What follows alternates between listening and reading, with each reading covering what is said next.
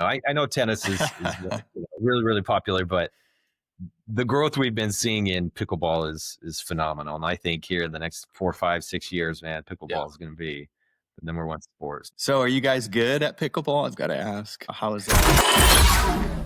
Welcome to another episode of Fund, Flip, Repeat. We are your local private money lenders in Texas. That is me, Ryan, and my brother Joel in Oklahoma. We're excited to have you all back for the, I believe, 38th episode of the show. And I have with me today somebody that I have been having the pleasure of getting to know over the last several months, Mr. Jason, who is involved in all kinds of different avenues of real estate. I'm excited to dig into that with you today. Jason's a realtor. He's an investor himself, and I dubbed him an AI enthusiast. I think that Jason would agree with that. So thanks for coming on today, Jason.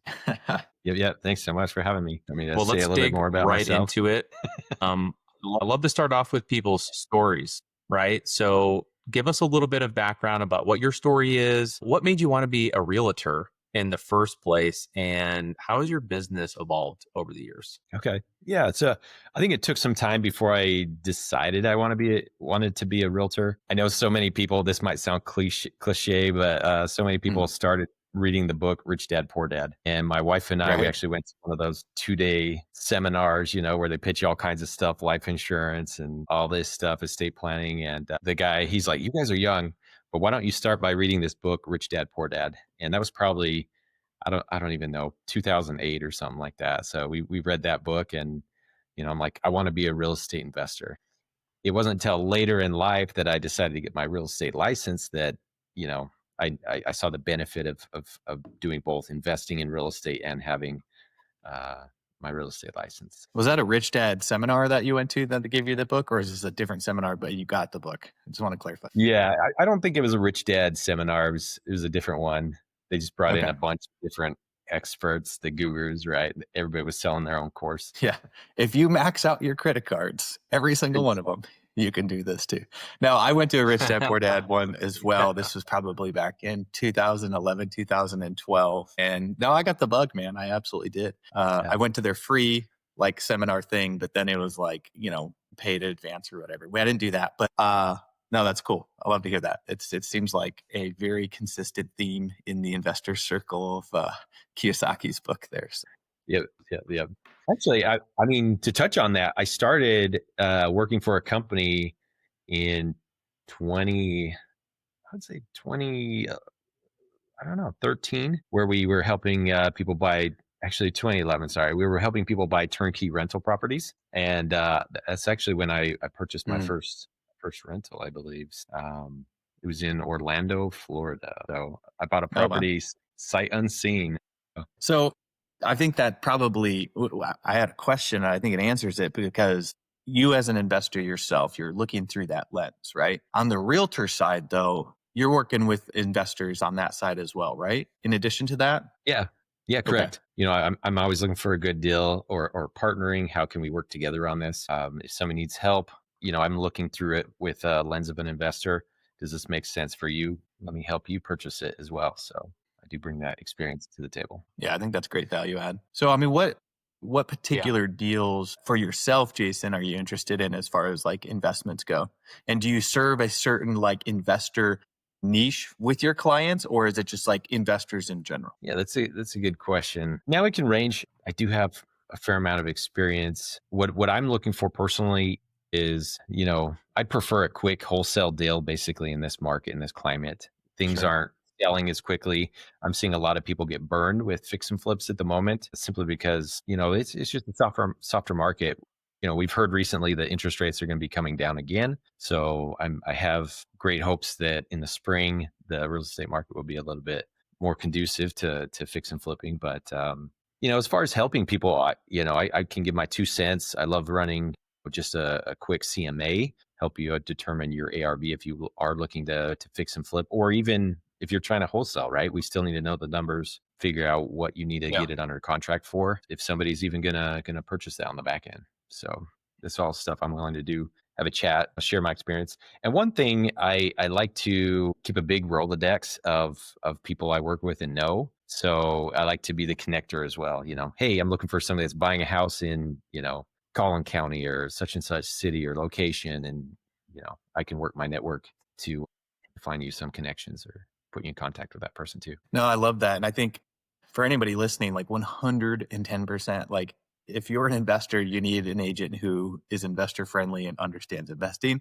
And I would go as far as to say they need to be actively investing to some capacity. Like it's such a crucial thing because really the retail world and the investor world are like completely different worlds. It's like saying single family residential investing to commercial investing. There's just so many aspects in and within all over real estate that is so different. So having that like-minded and someone looking through the lens, that's also help potentially protecting your downside, being able to look at comps from a after repair value. Hey, you're going to fix it up. So I understand. Or probably one of the more important aspects is just like negotiations. So TRRs come in or whatever. Well, here it's called TRRs in Oklahoma, treatments, repairs, replace, different things like that. It's just so critical. So that's just my 2 cents. I guess I'll say if you're looking for an agent, it sounds like you're the guy, Jason, for Texas. So you want the investor friendly person for sure. So yeah. No, 100%. I was talking to a local investor last night and he said he was talking to an agent. He's like, hey, can you pull some comps? I need to determine my ARV. And the response was, what's an ARV? It's like, all right, maybe that's not the right agent for you. There you go. But Jason, you said something before I get to the next question. I want to give you a shout out, man. Jason said, hey, I'd love to be a connector. I have seen this in person time and time again. So 1,000%. If you're looking to plug in and you're looking for that missing piece, Jason's a go-to guy in the community for that. Now, Jason, when we first met, I was kind of, just getting my feet wet in lending business, and you hadn't been in Texas for all that long either. So I'm curious, your perspective. You mentioned the softening real estate market coming from a place like Utah. I'm originally from Colorado. Those have been hot markets for a very long time. How does the market here differ from what you're used to back in Utah? Yeah, I was actually running some numbers in Utah. As far as a realtor, the market is really strong in Utah. I haven't seen much of a pullback as far as prices go over the last 24 months. Still gradually increasing. But as far as an investor, I do think Texas is a better play right now. I was just, we all like to talk dirt on Zillow and the Zestimate, but I mean, the numbers don't lie, right? If you go look at them right now, we are seeing softening, a little bit pullback. So, some markets here in Texas are just sideways. Others have seen a slight drop in value. I wouldn't say anything significant. Well, depending on your area, right? Austin, Collin County here locally, they've been seeing some bigger drops, just because again they saw a bigger run up after COVID. So, but yeah, Utah's still really strong. Yep. But if you're an investor, the growth we're seeing in DFW, it's phenomenal. So what are some common mistakes you're seeing people make in today's market? The market is a little different. It's a little, we're using the word softer, which I 100% agree with. So what are some of those common mistakes, and like, how do you help mitigate your own risk or mitigate your client's risk with like kind of this newer environment? Yeah. It's being forward thinking, looking at that ARV, not only a lot of times with a CMA, we're looking at the price that a house is sold in the area over the last 6 months. The one thing I like with appraisals, if you ever look at an appraisal report, it gives you the forecast, like what is it projected to move or change in the future. So not only do I tend to provide a CMA, let's come up with the ARV, but what's the market doing as a whole? Are we going to see another 5% decrease over the next 6 months? And if it's a big rehab, we could, right? So we got to be forward thinking on that. Always double check your numbers. Keep track of your rehab as well. I will say this. I don't know if I was going to say it in this question, but we talk about knowing I don't know, man. Knowing the numbers, the scope of work. Yeah. Knowing the numbers. Yep. Keeping a close eye on not only that, but the mortgage rates. I was going to say I use Mortgage News Daily. I don't know if you guys do that as far as tracking, the typical mortgage rates. I go to that every few days and just say, hey, what's what's interest rates doing? Yeah. That's important for the end buyer as well. If you're fixing and flipping, hey, that end buyer is going to be getting a traditional mortgage. Maybe you're doing the boat strategy. Maybe you're going to refinance. You're going to need to know what the rate's going to be on your DSCR loan too. Yeah. I mean, forward thinking and forecasting is what you're saying. And I 100% agree, because what's happening now can be different in 6 months. especially a year when it comes to real estate. So I think that forecasting is super important, and just knowing the numbers and paying attention to those interest rates and stuff like that. So that's a really good tidbit. We will leave that website URL in the show notes as well for anybody that wants to check that out as well. Yeah. I want to shift gears for a second to a different topics. Obviously, when I was starting off, just launching into the Texas market as a private lender, one of the first things I did was, what are the local meetup groups in the area? And just getting my name out there and understanding who's out there, and connecting, like you said, Jason. And we ran into each other a lot. Well, then, for those of you who don't know, Jason actually hosts his own group called Invested in Texas, and it's a unique one that I really like going to because there's pickleball involved. It's at a chicken and pickle. So you get to have some fun. You get to connect in a low key, just, organically fun environment, and then still make connections. So I'm curious, Jason, going through that experience recently of, from the ground up, building up your own meetup group, like, how's that experience been for you so far? Has it been beneficial for you and your business? And, any advice for someone like myself, maybe, who might be interested in doing their own meetup group someday? Yeah. I will say this, it's a lot of work. It's a lot more work than I thought. I am running it entirely on my own. Okay. So I always said, I want to do a small meetup. I want to get some people together. Let's grab lunch. Let's just talk. I guess in my mind, I thought, let's do it more of like a mastermind or a round table where just a few of us exchange ideas. And then I got the harebrained idea of let's just go all out. We rented a couple of pickleball courts. If you have ever been to Chicken and Pickle, it's a great venue. There's lots of stuff to do. There's plenty of activities. It's a little loud. They like to blare the music. As far as networking goes, it's been fabulous. And just like you, Ryan, when I moved here to Texas, I said, how do I meet people? I got to get out and go to where investors are going. So often I see people, I'll see them at one or two events, and that's it. They stop showing up. So if you want to be a successful real estate investor, you got to surround yourself with people that are doing deals, right? We meet people, private money lenders, hard money lenders, title company. We're meeting fix and flippers, wholesalers. Everybody shows up to these events. It's a wide range of people. And I think as you show up consistently, you're going to build those relationships. And then I would go one step further. I know we sat down, Ryan, not too long ago, grab the business card, the paper version or the digital version of whoever you meet, and follow up with them. Schedule a meeting, grab coffee, whatever, over the next few days. That's how you're really going to build relationships in this industry. I think that's a great idea. Yeah, I can't emphasize that enough, right? It's not just going.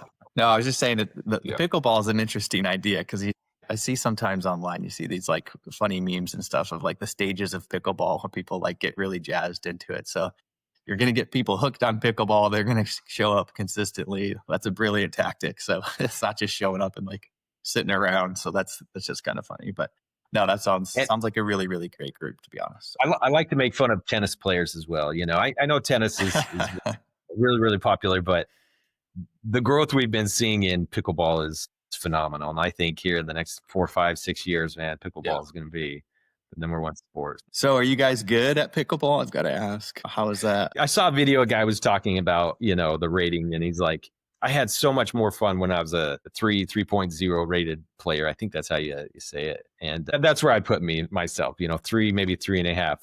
I like to have fun. I'm not that great. So I used to play 5 days a week, maybe 6 days a week. We play every day for about 2 hours. Wow. We had a local middle school in Utah. They just put in, I think there's about 16 courts, 12 to 16. I can't remember how many courts are in there, but man, we'd go over there every morning right at sunrise and we'd play for a couple hours. I was good back then. It's been a couple of years since I've really played at a consistent basis. Nice. Well, I gotta make it down there at one of these events sometime, and you guys can just like laugh, and I'll embarrass myself because you'd probably wipe the floor with me. But I do have a net that I put out in the driveway and just play with the kids sometimes too. So that's kind of fun. I would probably call myself a -3 player if that's the rating score. Okay, if that's the rating. I think a lot of people can just pick up a paddle. That's me. Just pick up a paddle and have fun, right? I mean, yeah, absolutely. Yep. Yep. Cool. Well, I kind of want to shift gears again, Jason, if you don't mind, because like Ryan said something really interesting at the beginning of the podcast that really stuck out to me. He called you, I believe, an AI enthusiast or an AI pro or something like that. So AI is another thing that's hot right now. Okay, we got pickleball and we've got AI, but AI is like obviously super, super, super hot right now. And I am dying to ask you, with your experience with AI and just, real estate in general, what are you seeing? What are you using? Are you using it? Just like kind of chat with us about AI if you don't mind. Yeah, I love AI. People tell me, hey, AI is not going anywhere, right? Like it's the next biggest leap in technology that we've seen in the last since the iPhone, right? Since the internet. So All right. For sure. one thing that comes to mind is how can we use AI every day and stay on top of this trend? So things that I've done on social media, right? I've followed influencers that also tend to give AI tips and advice, right? As I go to TikTok on my downtime, that's the videos I'm watching. Yes, they're entertaining, but I'm learning. My Yep. YouTube channel is full of education. Yeah, I like to laugh now and then, but I like to stay ahead of the trend and educate myself. One thing I will give a little bit of advice, I think a tool that you can do is how can I improve my life or just make my daily tasks a little bit easier? And I think AI is a great way to do that. I've been looking at hiring a virtual assistant, but in the back of my mind, I'm like, can we avoid hiring a virtual assistant and just creating an AI, you know, a virtual, what do you call it? An AI assistant to do the same thing. Yeah. AI agent. AI agent. Yeah. I will give a little bit of a warning. I have spent way too much time on N8N and make.com trying to build my own stuff. And I realize that my skills are not up to par where they need to be. But now, as vibe coding has improved, I've built probably 3 or 4 apps recently on Lovable. Mm. And they do a great job of even just organizing data that was on a spreadsheet or combining multiple spreadsheets. Or I use it actually to put events on my calendar. So I also created a calendar for advanced real estate meetups here in DFW. Oh, wow. And I'll pull them right off of meetup.com or Eventbrite or Facebook, or maybe a lot of these meetups have their own personal website and they don't even post them on any of those websites. So I created an app in Lovable. I can just post Yeah. a URL and it extracts the all the details, the name, the date, the location, and then a description. And then I can just share it on my calendar. I'll share the link for that. It's EFWREI calendar.com. And once you Awesome. sign up, you can subscribe to it. It's a Google Calendar, and you'll see hopefully all the local meetups. I try and add as many meetups as I can find here in the DFW area. If anybody knows some that aren't on my calendar, let me know, and I'll gladly add them. But yeah, That's so awesome. I'm just like I'm just trying to use AI to simplify my life. Yeah. What's lovable? Yeah, vibe coding, man. You can build anything from a new website if you need a landing page to an app. If you want to, I don't know, keep score of a pickleball game and create an app for your phone, like you can just go in, tell AI what you want it to do, and it'll spit out the app. If you don't like it, just type. So vibe Mm, coding is you don't need to know, Python or C++ or anything. You just type in plain text, plain English, and it'll go out and code it for you in the back end. So it's pretty cool. that's awesome. That's something we've really been trying to be intentional about recently. And our team as well is just using, where can we be more efficient? Where can we, capture low hanging fruit from automations, utilizing, the powerful tool that is AI now. The thing that I love about my chat GPT is I can just go in there and collaborate with it however I need to. And it, because it has so much input on what I do, I don't have to re-explain anymore. It just knows exactly, how to like converse, which is interesting. I will say you offered a warning in the beginning, which I will say some of this stuff definitely a warning. I got sucked into Sora, which is that video making thing here Sure. last couple of weeks, but I like putting out little fixed lending like Rhino ads. It's just a lot of fun, but you can definitely get sucked into some of this stuff. But anyways, yeah, I think Sora is really, really kind of cool. So there's so much. I mean, we could probably talk about AI for the next 5 hours, but For no, that's sure. great, Jason. I like to hear that. That's awesome. Okay. So final question and then we'll wrap, Jason. So from your perspective, being a realtor, like being so dialed into the market conditions, being an investor, if you had to give advice to a brand new investor just starting out in this market, what would that one piece of advice be? I try to do day trading for a couple of years as well. And I can give the same piece of advice for, if you're looking to get into day trading or investing or really anything in life, find a mentor, find somebody who's farther ahead than you. Maybe not the expert, they don't have $100 million in their bank account, but they've been through the ringer. They've experienced life. They are where you want to be here in the next 3-6 months, couple of years, and then put together your power team as well. So find a mentor, find your power team. As real estate investors, we need a great title company. You need so a good. lender. You need, if you're rehabbing, you need those tradespeople. So put together your power team, and ask other investors. A lot of times, sometimes they have those contractors they don't want to share, but a lot of times they'll be like, "Hey, I have a great window guy. I have a great foundation guy." Somebody they don't all the time. So yeah, benefit from other people's experience. Put together that power team, like I said. Use mentors. Don't necessarily believe what you see on social media. Ask for proof. Ask for other people's experience. So yeah, that's really good. Yeah, no, I think that summarizes it perfectly, man. So, well, Jason, yeah, I just wanted to recap, man. We talked a lot today about a bunch of different things, but I think the highlights for me today were, hey, make sure when you're working with a real estate agent, you're working with somebody like Jason who understands ARVs, understands price points, understands underwriting deals from an investor's point of view. I think that that's super critical. So if that's you and you're looking for a realtor that understands your needs as an investor in the DFW area, reach out to Jason 100%. And come to the Invested in Texas meetup group. And if you're really bad at pickleball like me, it's okay. They let me play and they didn't make fun of me. So come play some pickleball and, meet some really cool people to help build that power team. So I did embarrass myself, but it's okay. I had a lot of fun and I keep coming back for more. So thanks for being here today, Jason. Really appreciate you sharing and also, just digging into AI a little bit with us as well. So for ways to connect with you, if folks want to work with you or pick your brain, like what's the best way to get in touch with you, Jason? Yeah, probably the best way is have a website, realtorforinvestors.com. My contact information is at the bottom. If you want, you can subscribe. I have a newsletter. If you put in your information, I'll add you to my newsletter, and we'll send you notifications for events and stuff like that. Awesome. We'll put that in the show notes too. Awesome. Perfect. Sorry, All I was right. chatty, you guys. Realtorforinvestors.com. I love it, Jason. All right. We'll talk to you guys. Well, thanks so on much the for being next here again, episode. Jason. Looking forward to meeting you next time. Joel and Ryan, yeah, thanks for your time today. Have a good one.